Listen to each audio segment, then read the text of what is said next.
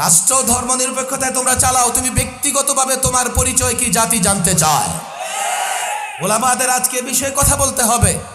এমন এক শিক্ষামন্ত্রী আমরা পেয়েছি, সে যদি থাকে খুব বেশি সময় লাগবে না, এদেশের শিক্ষা ব্যবস্থায় পৌত্তলিকতার নাস্তিকতায় ভরে যাবে।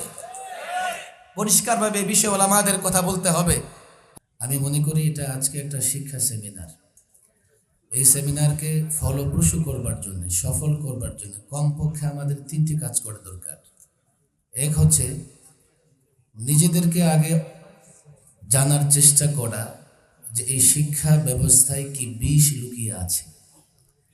এই বিষ পান করে আমার সন্তানরা কি করে পৌত্তলিক হয়ে যাবে, কি করে নাস্তিক হয়ে যাবে। প্রথম কাজ হচ্ছে আমাদের এই শিক্ষা ব্যবস্থার ভয়াবহতা সম্পর্কে জানবার চেষ্টা করা। 2, এই সরকারকে সচেতন করা, সজাগ করা, জাগ্রত করা, সতর্ক করা। শিক্ষা ব্যবস্থায় আঘাত মানে দেশের অস্তিত্বে আঘাত, জাতির অস্তিত্বে আঘাত, ধর্মের অস্তিত্বে আঘাত, ইসলামের অস্তিত্বে আঘাত। এই দেশটাই যদি না থাকে তোমাদের ক্ষমতা থাকবে কোথায়? ইংরেজরা মূলত আমাদেরকে দাসত্বের জিঞ্জিরে আবদ্ধ করে রাখবার জন্যে তাদের মতো করে শিক্ষা ব্যবস্থা সাজিয়েছে। আমরা এখনো ইংরেজদের শিক্ষা ব্যবস্থা থেকে মুক্ত হতে পারিনি, বরং তার সঙ্গে যুক্ত হয়েছে পৌত্তলিকতা। ধর্মীয় শিক্ষার বইও আমরা দেখি, ইসলাম শিক্ষা বইও আমরা দেখি, দেব দেবী মূর্তির ছবি খুঁজে পাওয়া যায়। বলবেন যে ভুল হয়েছে। আচ্ছা, কারা এই ভুল করল? সাম্প্রদায়িক সম্প্রীতি নষ্ট করবার জন্যে কারা ষড়যন্ত্র করল? এখনো আমরা দেখি নাই তাদের খুঁজে বের করে শাস্তির মুখোমুখি করবে। করে না, ইচ্ছাকৃত করা হয়েছে। ইচ্ছাকৃতভাবে ইসলাম শিক্ষা বইয়ে দেবদেবীদের মূর্তি আনা হয়েছে।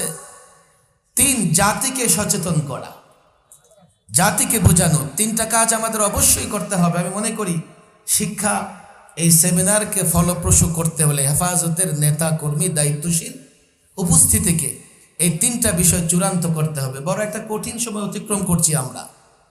তারা পৌত্তলিকতা প্রদর্শন করবে, পৌত্তলিকতাকে জায়গা করে দেবে, আবার ভয় দেখাবে আমাদের। ও কাইফা আখাফু মা আশরাকতুম ওয়ালা তাখাফুন, কাইফা আখাফু মা আশরাকতুম, তোমরা যাদের পূজা করো, পৌত্তলিকতার ভয় দেখাতে চাও, ভাস্কর্যের ভয় দেখাতে চাও, মূর্তির ভয় দেখাতে চাও। যারা ভাস্কর্য পূজা করে, মূর্তি পূজা করে, পৌত্তলিকতায় বিশ্বাসী, তাদের ভয় দেখাতে চাও। আমরা কি করে ভয় পাবো এইসব বিষয়কে? পরিষ্কার বলছি, আমার অবজারভেশন নয়, আলেম ওলামারা এখানে আছে।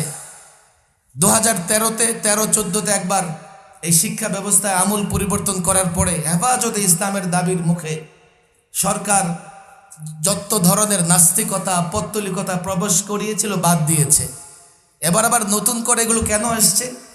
আমরা এমন একজন শিক্ষামন্ত্রী পেয়েছি যিনি জয় জগন্নাথের জয়ের স্লোগান দেয়। ওলামাদের কাছে আমার প্রশ্ন, মূর্তির জয়, হুবল, হুবলের জয়, এটা তো মুশরিকদের স্লোগান।